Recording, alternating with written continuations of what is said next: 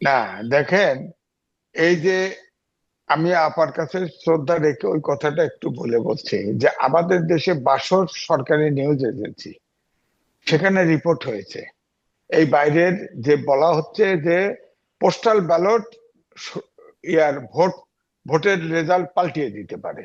হুম। আপনার কালের কণ্ঠে ছাপা হয়েছে, তারপরে আপনার প্রথম আলোতে একটা অ্যানালাইসিস হয়েছে, ছাপানো হয়েছে এবং অ্যানালাইসিস হয়েছে যে 10,000 ভোটের ব্যবধানে 130টি আসনের ভোট হেরফের হয়ে গেছে আগে। এটার একটা জরিপ দিয়েছে। সুতরাং এটা একটা মেজর বিষয়, মেজর বিষয়। এবং সেখানে আপনি খেয়াল করে দেখেন যে ডক্টর মোহাম্মদ ইউনূস বলেছেন যে তরুণরা অনেক আসনে জিতবে, তারা মন্ত্রীও হতে পারে কয়েকজন। তো তাহলে শিক্ষামন্ত্রী। এটা কি করে জানে? আপনি বলেন। হা না ভোটে তার মতো করে রেলগাড়ি চালিয়ে দিছে। হ্যাঁ, এবং পুরা সরকারি মেশিনারি পুরাটা আপনার হা ভোটের পক্ষে কথা বলছে। আপনি বলেন তো, এর ভিতরে না ভোট নাই? ওনার তো না ভোট এলাও সরকারকে ট্যাক্স দেয়, হা ভোট এলাও ট্যাক্স দেয়। তিনি বলবেন, ক্যাম্পিং করবেন। হ্যাঁ, টুলিয়াপা তো খুবই কঠিন দায়িত্ব পালন করেছেন। আমি তাকেও বলতে পারি যে এটা প্রচার করবে, সরকারের পক্ষ থেকে প্রচার করবে, ঠিক আছে, যে আপনারা এরকম একটা জিনিস দেওয়া হয়েছে, এটাতে হা অথবা না দেন। কিন্তু এই যে আপনার সংস্কারে যে 84টা সংস্কার, তার 4 দফার ভিতরে নিয়ে আসছে, সেখানে নোট অফ ডিসেন্ট ছিল, সেগুলো নাই। কিন্তু জনগণকে এত বোকা ভাবা তো ঠিক নয়। কারণ ঐক্যমত্য কমিশনের মিটিং প্রত্যেকটা কিন্তু লাইভ প্রচার হয়েছে, এবং আমরা তখনই ভোটাররা ডিসিশন নিয়ে ফেলছে যে কোনটাতে হা আর কোনটাতে না দিবে। এটা তো বুঝতেই পারছেন। সুতরাং ধরেন, এই যে উনি রিস্কটা নিলেন, আপনি বলেন তো যদি না ভোট দিতে কি হবে? তার মানে কি অভ্যুত্থান ঘটে নাই? শিশু থেকে কি 1400, জাতিসংঘ রিপোর্ট দিচ্ছে 15 তারিখ পর্যন্ত 1400 ছাত্র জনতা শিশু মারা গেছে, নিহত হয়েছে, এগুলো ঘটে নাই? আর অভ্যুত্থানকে স্মরণ করব না আমরা? আমি তো চাই যে এনসিপি টিকে থাকলে ভালো হতো। তারা উপদেষ্টা ছিল, উপদেষ্টা ছেড়ে আসছিল 3 জনই। এখন এনসিপি একটা ব্যান্ড ভুলে আছে, অভ্যুত্থানের শক্তি। শুধুমাত্র সিটি ব্যাংকে অ্যাকাউন্ট থাকলেই করতে পারবেন গুগল পে, তাই অ্যাকাউন্ট খুলুন আজই।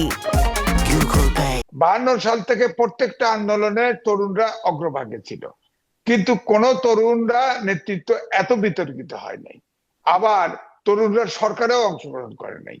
আবার পার্শ্ববর্তী দেশ নেপাল বলেন, শ্রীলঙ্কা বলেন, সেখানেও তরুণরা সরকার পাল্টায় ফেলছে, কিন্তু তারা সাথে সাথে শিক্ষা প্রতিষ্ঠানে ফেরত গেছে। আর আমাদের ডক্টর মোহাম্মদ ইউনূস একবারের জন্য বলে নাই যে তোমরা আপনার শিক্ষা প্রতিষ্ঠানে ফিরে যাও, লেখাপড়াও করো, তোমরা সরকারও ঠিক আছে চালো। ওনারা বলছেন সবাই উদ্যোক্তা হয়। উনি ব্যবসায়ী বলে কি সবাই ব্যবসা করবে? হ্যাঁ, ব্যবসা করতে পারবে? সবাই ব্যবসা পারবে? এখন ওনারা, এখন আগে কোঠার আন্দোলন করতে গিয়ে এখন ছাত্রদের মাথার ভিতরে ঢুকছে, মনোজগৎ পরিবর্তন হয়ে গেছে। মব সন্ত্রাস সারা দেশে এখনো আছে। হ্যাঁ, সব জায়গায় শক্তি প্রয়োগ করে দাবি আদায় করে। এই কয়েকদিন আগে মাহাদি নামে এক ছেলে, হ্যাঁ, এটা ইন্টারমিডিয়েট পাস, ও থানায় ঢুকছে, তার 2 জন পরিচিত লোক গ্রেপ্তার হয়েছে, ওসিকে ধমক দিচ্ছে, ছাড়েন, ছাড়েন। আপনি জানেন এই থানা আমি পুরাই দিছি, আপনি ছাড়েন। হ্যাঁ, তাকে ছাড়ছে। আবার আপনি দেখেন কোর্টে গেছে, কোর্টও তাদের জামিন দিয়ে দিছে তাকে। বলেন এর চাইতে আর সাক্ষ্য কি চান? এখন এতে আমার কাছে মনে হচ্ছে যে, অর্থাৎ আইন শৃঙ্খলা বাহিনী এখনো টমার থেকে বেরোতে পারে নাই, এমনকি বিচার বিভাগও টমার থেকে বেরোতে পারে নাই। সেই বিচার বিভাগ বিচারক যদি জামিন না দিত, দেখা যেত তো ওখানে মব সন্ত্রাস চলে গেছে।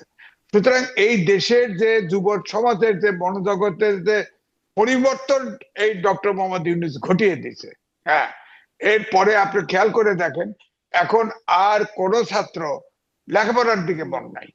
সব মানে এমপি হয়ে এটা একবারে আমি মন্ত্রী কদিন হতে আগে চায়। প্রেস সচিবের সাথে কথা বলবার সুযোগ হচ্ছিল একটা এমন একটা আয়োজনে। আমি জিজ্ঞাসা করছিলাম যে এই যে দায় মুক্তি, এটা কি আসলে জুলাই যোদ্ধাদের জন্য এখনো যারা যা করছেন সেটাও তাদের দায় মুক্তি কেন? আপনি যে প্রসঙ্গটা বলছেন আমি জিজ্ঞাসা করছিলাম যে ইনারা কি আসলে এই কাজগুলোর জন্য দায় মুক্ত হবেন কিনা। যাই হোক, খুব স্পষ্ট হতে পারিনি মনে হয় আমি। কিন্তু আমি যে প্রশ্নটা আপনাকে করছিলাম ওটাকে একটু বলবেন যে ডক্টর ইউনূস কি তার অবস্থান পরিবর্তন করেছেন? আপনার নাকি মানে বিশ্লেষকটা ভুল প্রমাণিত হলেন? আগে যেই বিশ্লেষণ ছিল, ডক্টর ইউনূস কি অবস্থান পরিবর্তন করেছেন?